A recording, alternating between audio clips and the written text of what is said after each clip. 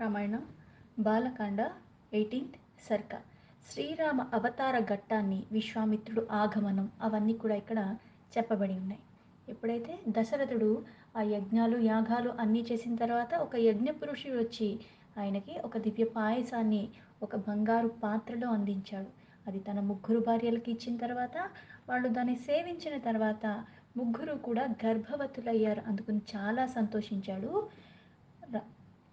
ఈయన సంతోషించడమే కాకుండా ఇంకా వేరే కార్యాన్ని కూడా ఏదైతే వానరుల రూపంలో దేవతలు గంధర్వులు కింపురుషులు ఇటువంటి వాళ్ళ అంశాలతో చాలామంది కూడా సృష్టింపబడిని.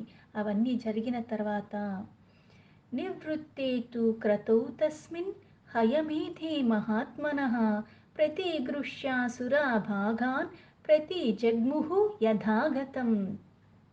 మహాత్ముడైన దశరథ మహారాజు ఏదైతే అశ్వమేధ యాగాన్ని మొదలుపెట్టాడో ఆ క్రతు అన్నది చక్కగా సమాప్తి అయ్యింది. అలాగే దాని తర్వాత పుత్ర కామేష్టి క్రతువును కూడా చేశాడు. అది కూడా చక్కగా ముగిసిన తర్వాత ఏదైతే ఈ 2 క్రతువులు చేసేటప్పుడు క్రమంలో ఎవరిని ఎలా ఆహ్వానించాలి, ఎవరి తర్వాత ఎవరిని ఆహ్వానించాలి, పైగా ఏవంటి మంత్రాలు చదివి వాళ్ళని ఆహ్వానించాలో ఇవన్నీ కూడా చాలా శాస్త్రపరంగా వీళ్ళు ఆచరించారు. కాబట్టి దేవతలందరూ కూడా వాళ్ళ వాళ్ళ హవిస్స భాగాల్ని వాళ్ళు స్వీకరించి వాళ్ళ స్థానానికి వాళ్ళు తిరిగి వెళ్ళిపోయారు. సమాప్తి దీక్షా నియమ పత్ని గణ సమన్విత ప్రవీవేశ పురిం రాజా సభృత్యు బలవాహన. యజ్ఞకి ఏదైతే దీక్ష పూని తీసుకున్నారు, యజ్ఞాన్ని ఆచరించే ముందు దీక్షగా మనం చిన్న చిన్న వ్రతాలు చేసినా ఏది చేసినా ఒకటి చేయాలనుకున్నప్పుడు దానికి ఒక సంకల్పం చెప్పుకుంటాం ముందు రోజు. అలాగే ఈ దీక్షని పూనుకుని వాళ్ళందరూ కూడా తనే కాకుండా తన భార్యలు కూడా దీక్షని పూనుకున్నారు. అందుకని యజ్ఞ దీక్ష నియమాలన్నీ పూర్తి కాగానే సేవకులకి అక్కడున్న సైనికులకి వాళ్ళ వాళ్ళ వాహనాల వెంటగా వచ్చి రాజుని మళ్ళీ రాణులతో సహా రాజమందిరానికి తీసుకుని వెళ్ళారు. యథార్హం పూజితాస్తేన రాజ్ఞా వై పృథివీశ్వరాః ముదితాః ప్రియయుర్దేశాన్ ప్రణమ్య మునిపుంగవం. యజ్ఞానికి వచ్చిన దేశాధిపతులు అంటే ఏదైతే యజ్ఞం జరిగేటప్పుడు ఆ ప్రజలనే కాకుండా పక్క దేశాల్ని తన మిత్రుల్ని తన బంధువుల్ని చాలామందిని ఆహ్వానించారు. కాబట్టి వాళ్ళందరూ కూడా వేరే దేశాలకి అధిపతులుగా ఉన్నవారు. వాళ్ళందరూ దశరథుడు వారి వారి యోగ్యతలను బట్టి వాళ్ళని సన్మానించాడు, కానుకల్ని ఇచ్చాడు. వాళ్ళు కూడా చాలా సంతోషించి అవి స్వీకరించారు. వాళ్ళందరూ అక్కడున్న వశిష్ఠ మహర్షికి నమస్కారాలు చేసి వాళ్ళ వాళ్ళ దేశాలకి వాళ్ళు బయలుదేరి వెళ్ళారు. అంటే ఆ క్రతువు ఎలా అయితే ఈయన నియమంగా చేశాడో, ఏదైతే అశ్వమేధ యాగం అందరు చేయటానికి వీలు కానిది, దానికి ద్రవ్యంతో పాటు ఏదైనా ఉచ్చారణలో లోపం వచ్చినా చేసిన వాళ్ళు కూడా మరణిస్తారని చెప్పారు. కాబట్టి దాన్ని చేయటానికి ఎవరు సాహసించారు. అందుకని వీళ్ళందరూ కూడా వేరే వాళ్ళు చేస్తుంటే ఆ భాగ్యం మనకి దగ్గకపోయినా కనీసం చూడగలిగితే దాన్ని ఆ సమయంలో మనక్కడ ఏదో సేవతో ఏదన్నా చెయ్యగలిగినా సరే అది మనకు కూడా పుణ్యప్రదమే అన్న భావంతో వీళ్ళందరూ కూడా అక్కడికి విచ్చేస్తున్నారు. కాబట్టి వాళ్ళందరూ కూడా చాలా సంతోషంగా, నేను చెయ్యలేని వేరే చేసేవాళ్ళు ఉన్నప్పుడు వాళ్ళు నన్ను పిలిచినప్పుడు నేను అంతకన్నా ఆనందంగా వెళ్ళి దాన్ని నేను ఆస్వాదించగలగటం నాకు రావాలి. నేను చెయ్యను సరికదా వేరే వాళ్ళు చేస్తే కూడా ఓర్వులేని స్థితిలో ఉంటే అది ఇంకా మూర్ఖత్వానికి పరాకాష్ట. శ్రీమతాం గచ్చతాం తేషాం స్వాపురాణి పురాత్తతః బలాని రాజ్ఞాం శుభ్రాని ప్రాహృష్టాని చకాసిరే.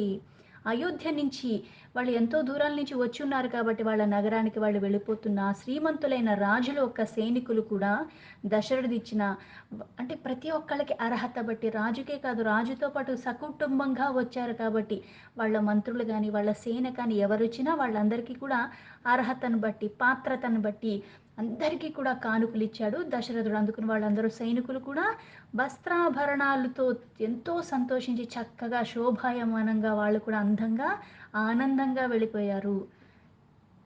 గతేషు పృథివీశేషు రాజా దశరథస్తథా ప్రవివేశ పురీం శ్రీమాన్ పురస్కృత్య ద్విజోత్తమాన్. రాజులందరూ కూడా వెళ్ళిన తర్వాత అంటే పిలిచిన వాళ్ళని ఎలా అయితే ఎంత పద్ధతిగా పిలిచారో, పిలిచిన తర్వాత కూడా వాళ్ళని పంపేటప్పుడు కూడా అంతే పద్ధతిగా పంపారు. మనం ఏం చేస్తాం, అవసరం ఉన్నప్పుడు పిలుస్తాం. మన అవసరం తీరిపోయాక ఇంక మనం పట్టించుకోం. కరివేపాకు ఘోరంగా మనం ప్రవర్తిస్తూ ఉంటాము.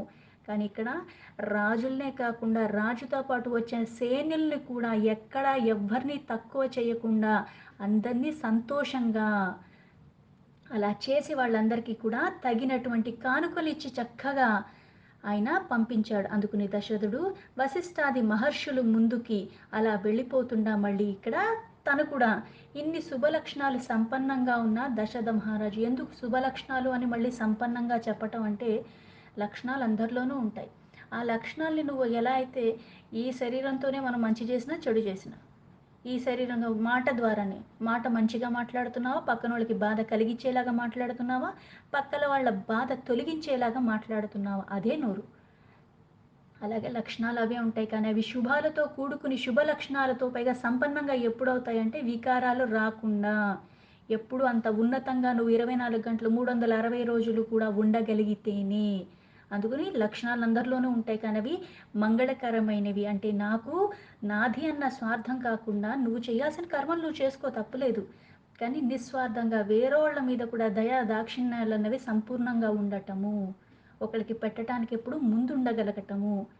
మంగళకరమైన పనులు చెయ్యటం, ఆ మంగళకరమైన పనులు చేసేటప్పుడు పక్కన వాళ్ళు చెయ్యలేకపోయినా వాళ్ళని కూడా ఆహ్వానించి ఒక మర్యాదతో కూడుకుని వాళ్ళకి మనం తోచినంత చెయ్యగలగటము. ఇవి శుభ లక్షణాలు సంపన్నంగా ఉన్నవాడు దశరథ మహారాజు. ఈయన అలాగే ఆ రాజ్యానికి సంబంధించిన వశిష్ఠాది మహర్షులు వీళ్ళందరూ ముందుకు వెళ్ళిపోతుంటే వాళ్ళ వెనకాల ఈయన తన మందిరానికి తను చేరుకుంటున్నాడు.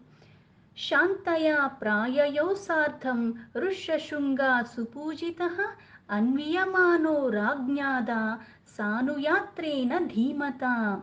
నగర ప్రవేశం జరిగిన తర్వాత దశరథుడు ఋష్యశృంగుడు ఎవరైతే పుత్రకామేష్టి జరగటానికి యజ్ఞానికి ముందే ఆయన అక్కడి నుంచి ఆహ్వానించి ఉన్నాడు కాబట్టి ఆయన్ని మళ్ళీ యజ్ఞ సమాప్తి అయిపోయింది. ఆయన వల్ల ఒక దివ్యమైన పాయాసాన్ని పొందాడు. అది మళ్ళీ తన భార్యలకు కూడా ఇచ్చాడు కాబట్టి చాలా ఆనందంగా ఆయనకి సాదరంగా పూజించాడు దశరథ మహారాజు. ఆ మహర్షి తన భార్య అయిన శాంతతో ఋష్యశృంగుడు భార్య అయిన శాంతతో కలిసి ఆయన కూడా మళ్ళీ తిరుగు ప్రయాణం అయ్యాడు. అలాగే దిశాలి అయిన రోమపాదుడు కూడా ఆయన పరివారంతో అనుసరించి ఆయన కూడా వెళ్ళిపోయాడు. వారందరినీ దశరథుడు కొంత దూరం వాళ్ళ వెనకాల వెళ్ళి వీడుకోలు కూడా చెప్పాడు. ఏవం విసృజ్య తాన్ సర్వాన్ రాజా సంపూర్ణ మానసః ఉవాస సుఖితస్తత్ర పుత్రోత్పత్తిం విచింతయన్. దశరథుడు వచ్చిన వారందరినీ కూడా సంతోషంగా వాళ్ళకి తిరిగి మళ్ళీ పంపించిన తర్వాత మనం కూడా పంపిస్తాం. ఎలా అమ్మయ్య వెళ్ళిపోయారు, ఒక గోల వదిలిపోయింది అనుకుంటాం. కానీ ఇక్కడ చాలా ఆనందంగా వాళ్ళు ఏ కార్యానికైతే పిలిచానో ఈ కార్యానికి జరగటానికి ప్రతి ఒక్కళ్ళు కూడా నాకు ఉపయోగపడ్డారన్న భావనతో మన ఆలోచనలు బట్టి మన భావనలు బట్టే మనకి జరిగే కర్మలు కూడా జరుగుతూ ఉంటాయి. భావన ఎప్పుడైతే శుద్ధంగా ఉంటుందో పనులు కూడా అంత చక్కగా నెరవేరుతాయి. ఎక్కడన్నా ఏదన్నా కొంచెం విజ్ఞాన రూపంలో వస్తుందంటే ముందు బయటకి జరిగే కన్నా అంతరంగికంగా నీలో ఎటువంటి అలజడి ఉన్నది, నువ్వు ప్రశాంతంగా ఉన్నంటే పరిపూర్ణంగా ఆ పనిని నువ్వు చక్కగా చెయ్యగలవు. అందులో ఏదన్నా అటు ఇటుగా ఉన్నా దాన్ని మళ్ళీ సరి చేసుకునే స్థితిలో నువ్వు ఉంటావు. బాహ్యానికి చేసే క్రతువుకి అంతరంగికంగా ఉన్నది చాలా ఆధారము. నీ లోపల ఎప్పుడైతే అలజడి ఉంటుందో ఎంత తేలికైన పనైనా సరే ఎక్కడొక్కడ ఏదో ఒకటి మనం శృతి తప్పిందన్నట్టుగా కొన్ని కొన్ని చేసేస్తూ ఉంటాం. అయితే ఇక్కడ దశరథ మహారాజు వచ్చిన వాళ్ళందరికీ కూడా చాలా ఆనందంగా వీడ్కోలు పలిపి ఆనందంగానే ఆచరించాలనుకున్న సంకల్పం వచ్చినప్పుడు ఎంత ఆనందించాడో ఆ క్రమంలో కూడా అంతే ఆనందంగా ఉన్నాడు. అలాగే ఇప్పుడు ఎటువంటి లోపం జరగకుండా తను అనుకున్న కోరికకి తగ్గట్టుగా దాని ప్రతిఫలాన్ని కూడా పొందబోతున్నాడు కాబట్టి చాలా ఆనందంగా ఉండి పుత్ర ప్రాప్తి కోసం ఆలోచిస్తూ హాయిగా నివసిస్తున్నాడు. తతో యజ్ఞే సమాప్తే తు ఋతూనాం షట్ సమత్యయుః తతశ్చ ద్వాదశే మాసే చైత్రే నవమికే తిథౌ నక్షత్రే అదితి దేవ్యత్యై సోచ్చ సంస్థేషు పంచసు గ్రహేషు కర్కటే లగ్నే వాక్పత వింధునా సహా. ఎప్పుడైతే వాళ్ళందరినీ కూడా తను పంపించేశాడో తను కూడా చాలా ఆనందంగా ఉన్నాడు. ఆ క్రతువులన్నీ చేసున్నాడు కాబట్టి ఇప్పుడు మళ్ళీ తనకి బిడ్డలుగా పుడతారని చాలా ఆనందంగా ఉన్నాడు కాబట్టి ఆయన ఇలా ఉండగా యజ్ఞం ముగిసిపోయింది. ఒక సంవత్సర కాలం గడిచిపోయింది. అంటే యజ్ఞానికి ముందు ఎప్పుడైతే అశ్వాన్ని పంపించారో అదొక సంవత్సరం. అది తిరిగొచ్చాక యజ్ఞం మొదలుపెట్టారు. ఆ క్రతువంతా అయిపోయింది. అయిపోయిన తర్వాత మళ్ళీ దివ్యమైన పాయసం వచ్చిన తర్వాత, ఆ పాయసాన్ని స్వీకరించిన తర్వాత మళ్ళీ ఒక సంవత్సరం గడిచిపోయింది. ఇలా 12 మాసాలైన తర్వాత చైత్ర శుద్ధి నవమి నాడు, చైత్రమాసంలో వచ్చే శుద్ధ నవమి, పునర్వసి 4వ పాదంలో కర్కాట లగ్నంలో కౌసల్యాదేవికి శ్రీరామచంద్రు ప్రభు పుట్టారు. ఆ సమయంలో సూర్యుడు అంగారకుడు, గురుడు, శుక్రుడు, శని ఇలా 5 గ్రహాలు కూడా చాలా ఉచ్చ స్థాయిలో ఉన్నాయి. మంచి స్థితిలో ఉన్నాయి. ప్రద్యుమానే జగన్నాథం సర్వలోక నమస్కృతం కౌసల్యా జనయాద్రామం సర్వలక్షణ సంయుతం. కొన్ని కొన్ని మనకి రాసులు చెప్పేటప్పుడు ఇవి ఉచ్చ స్థానంలో ఉన్నాయి, ఇవి తక్కువ స్థానంలో ఉన్నాయి అంటే కొన్ని కొన్ని మనకి ఫేవర్‌లో ఉంటాయి. కొన్ని మనకి అనుకూలంగా ఉండవు. అందరికీ అవే శరీరాలున్నా కొంతమంది చాలా చక్కగా కొన్ని బరువులు మోయగలరు. కొన్ని పనులు చాలా చక్కగా చేయగలరు. వాళ్ళ చేతిలో అది ఉంటుంది. అవే చేతులు మనకున్నాయి కానీ మనం అంత స్కిల్‌ఫుల్‌గా చేయలేం. అలాగే ఇక్కడ ఆ రాసులను ఎందుకు అంటే ఇక్కడ ప్రతి ఒక్కళ్ళు కూడా ఈయన జన్మ కోసం చాలా ఆధారపడి ఉన్నారు కాబట్టి, ఈయన ఇక్కడ జన్మ తీసుకోవాలి, అక్కడ రావణాసురుడిని చంపాలి కాబట్టి అన్నీ ఈయనకి అనుకూలంగా ఉన్నాయి కాబట్టి, ఇక్కడ ఇంకా తేజస్సు పెంచేలాగా అవన్నీ ఉచ్చ స్థాయిలో ఉన్నాయి. పైగా క్రమంగా మేష, మకర, కర్కాటక, మీనరాశి, తులారాశులు ఏవైతే మనకి ఇన్ని రాశులు ఉన్నాయో 27 నక్షత్రాల రూపంలో పైగా ఇన్ని రాశులు ఏవైతే ఉన్నాయో ఇవన్నీ కూడా ఎలా ఉన్నాయి అంటే అవి కూడా గురుచంద్రులు అన్నీ కలిసి ఉండి చాలా చక్కగా ఉన్నాయి. ఇలా బుధ, ఆదిత్యులు మేషంలో ఉన్నారు. జగన్నాథుడై ఇలా అన్ని లోకాల్ని ఆధారమైనవాడు. అన్ని లోకాలు ఆయనకి నమస్కరించబడేవాడు కాబట్టి సర్వ శుభ లక్షణాలు సంపన్నంగా ఉన్నవాడు, మహాభాగ్యశాలి. విష్ణు ఒక్క అంశంతో సంభూతుడైన ఇక్ష్వాకు వంశాన్ని వృద్ధి చేయటానికి పుట్టినవాడైన శ్రీరాముడు పుత్రిగా కన్నా కౌసల్యాదేవి ఎంతో ధన్యురాలు. తల్లి ధన్యురాలంటే తండ్రి కాదా అని కాదు. అంటే ముందు తల్లి ద్వారా బిడ్డ పుట్టాడు కాబట్టి తల్లిదండ్రులకి ఒక కీర్తి తీసుకొచ్చిన, అపకీర్తి తీసుకొచ్చిన బిడ్డల్ని ఎవరైనా సరే బాగుండాలనే పెంచుతారు. చెడిపోవాలని లేకపోతే వీడి వల్ల నాకు చాలా చెడ్డ పేరు రావాలన్న కోరికతో ఎవ్వరూ పెంచరు. అయితే కౌసల్యాదేవి ఎందుకు ధన్యురాలు అంటే కంటాం, అందరూ కంటాం. కాకపోతే మనం ఎంత నేర్పిద్దాం అనుకున్నా సరే సుగుణాలు అంత తేలిగ్గా రావు. దుర్గుణాలు చాలా తేలిగ్గా పట్టుకుంటారు. కానీ ఆ వంశానికే వృద్ధి చేసేవాడు, లోకాలకే ఆటంకాలుగా ఎంతోమందికి ముల్లోకాల్ని ముప్పతిప్పలు పెడుతున్న వాడిని నశించజేయగలిగిన వాడు తన గర్భంలో పుట్టాడు కాబట్టి తన జన్మ ధన్యము. పూర్వజన్మ సుకృతము చేసుకున్న పుణ్యాలోక రాశి ఫలభూతంగా ఇది ఈ జన్మలో తనకి సార్థకం అయ్యింది కాబట్టి అందుకు కౌసల్యాదేవి ధన్యురాలు. విష్ణోర్ధకం మహాభాగం పుత్రం ఇక్ష్వాకువర్ధనం కౌసల్యా శుశుభేతేన పుత్రేణామిత తేజస యథా వరేణ దేవానాం అదితిర్ వజ్రపాణిన. కౌసల్యాదేవి తన తపస్సు యొక్క ఫలితంగా అంటే ఏదైతే తపస్సులు ఇవన్నీ చేసావంటే ఫలితం అన్నది చాలా ఉన్నతంగా ఉన్నది. నువ్వు కూడా అంత శుద్ధత్వంతో ఉండి నీ ఇంద్రియాలు, నీ మనస్సు, నీ బుద్ధి నీ ఆధీనంలో ఉండి వికారాలు లేకుండా ఉంటేనే తపస్సు చెయ్యగలవు. అటువంటి తపస్సుకు ఒక ఫలితంగా ఎలా ఉంటుందో అది ఇంకా ఉన్నతంగా ఉంటుంది. అటువంటిది చేతిలో వజ్రాయుధ రేఖలుగా ఉన్నవాడు అంటే ఆ చేతిలో వజ్రాయుధం అంటే ఏంటి అందరినీ ఖండించగలిగేది. పైగా ధర్మాన్ని ఆధారం చేసుకుని ఉన్నవాడు రాముడు. ఆ మహా తేజస్శాలి అయిన రాముడిని పుత్రుడిగా పొందింది కౌసల్యాదేవి. దేవతల్లో శ్రేష్ఠుడు, దేవతలకి అధిపతిగా ఉన్నవాడు ఇంద్రుడు. ఆయన చేతిలో ఎలా అయితే వజ్ర ఆయుధం ఉంటుందో అది ధరించినవాడు. అలాగే అంతటి వాడిని పుత్రుడిగా పొందింది. ఇంద్రుణ్ణి అదితి ఎలా పొందిందో అలాగే ఇక్కడ అంత శోభాయమానంగా ఉన్న రాముణ్ణి కౌసల్యాదేవి బిడ్డగా పొందింది. భరతో నామ కైకేయ్యాం జజ్ఞే సత్యపరాక్రమః సాక్షాద్ విష్ణో చతుర్ధాంసః సర్వైః సమూధితో గుణైః. సత్యవాక్ పరిపాలకుడు అంటే నిజం చెప్పటం, నిజానికి మళ్ళీ మాట ఇచ్చిన దానికి కట్టుబడి ఉండటం. పరిపాలకుడు అంటే రాజుల్ని మనం అంటూ ఉంటాం. పరిపాలకుడు అంటే కొంతమందిని పరిపాలిస్తున్నాడు. అయితే ఇక్కడ సత్యాన్ని అంటే ఒక మాట ఇచ్చావు అంటే మాట ఏది పడితే అది మాట్లాడరు.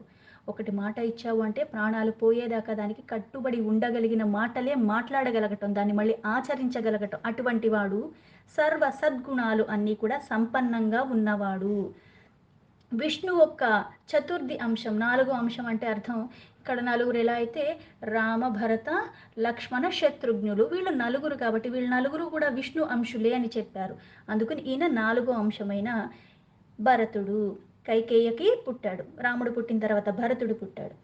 అథ లక్ష్మణ శత్రుఘ్నో సుమిత్ర అజనయత్ సూతౌ వీరో సర్వాస్త్ర కుశలో విష్ణుర్ధ సమన్వితౌ. భరత జననం తర్వాత వీరులు, పైగా ఎన్నో రకాల అస్త్రాలు ప్రయోగించట్లోని నిపుణులు అయిన విష్ణు ఒక అంశంతో పుట్టినవారు లక్ష్మణ, శత్రుఘ్నుడు. వీళ్ళు కవల పిల్లలు సుమిత్రాదేవికి. ఎందుకంటే పాయసం ఇచ్చినప్పుడు ఏం చేశాడు దశరథ మహారాజు, సగభాగం ఈవిడికి ఇచ్చాడు, మళ్ళీ ఈవిడికి ఇచ్చి మళ్ళీ కైకేయికి ఇచ్చి మళ్ళీ మిగిలింది తీసుకొచ్చి మళ్ళీ సుమిత్రకే ఇచ్చాడు. అందుకని ఈవిడికి ఇద్దరు కవల పిల్లలు పుట్టారు. నలుగురుగా పుడతానని మాట ఇచ్చారు. అలాగే ఋషశృంగుడు నోట్లోంచి కూడా మీకు నలుగురు పుత్రులు కలుగుతారని చెప్పారు కాబట్టి అవన్నీ ఇక్కడ సార్థకమయ్యేలా సత్యం జరగాలి కాబట్టి వీళ్ళిద్దరూ సుమిత్రాదేవికి పుట్టారు. పైగా వీళ్ళు అన్ని రకాల, అంటే పుట్టకముందే ఇన్ని శస్త్రాలు వచ్చు, ఇన్ని అస్త్రాలు వచ్చు, పైగా సత్యానికి కట్టుబడి ఉంటాడు. ఇటువంటి ముందే ఎందుకు చెప్తాను, ఇప్పుడు పుట్టాడని చెప్తూ అంటే పుట్టింది పరమాత్మ ఒక అంశతో అని చెప్పి, అంటే అందరూ పరమాత్మ ఒక అంశాలతోనే పుట్టాము. ఆత్మరూపంలో ప్రతిదాని అందు అందరిలోనూ ఆత్మరూపంలో ఉన్నది పరమాత్మే. అయితే పుట్టిన తర్వాత మనకేమవుతుంది అంటే మనం మెల్లమెల్లగా వికారాలకి దగ్గరగా అవి ఆ సుగుణాలని, సులక్షణాలన్నీ కూడా దుర్లక్షణాలుగా, దుర్గుణాలుగా మార్చుకుంటూ ఉన్నాము. ఈ మాయామోహాలకి లీనమైపోయి, వీళ్ళ మీద ఆ మాయామోహాలు లేవు కాబట్టి వాళ్ళు పుట్టారు. పుట్టిన తర్వాత కూడా అదే సుగుణాలతోనే ఉన్నారు. पुष्ये जातस्तु भरतो मीनलग्ने प्रसन्नदीः सार्पे जाता तु सौमित्री कुळीरे अभ्युदीते रवौ राज्ञः पुत्रा महात्मनः चत्वारो जज्ञीरे पृथक्. భరతుడు పుష్యమి నక్షత్రంలో మీనలగ్నంలో చైత్రశుద్ధి దశమి నాడు, నవమి నాడు రాముడు, దశమి నాడు భరతుడు. అలాగే గురు యొక్క క్షేత్రమైన మీనలగ్నంలో జన్మించడం వలన చాలా బుద్ధి కలిగిన వాడు.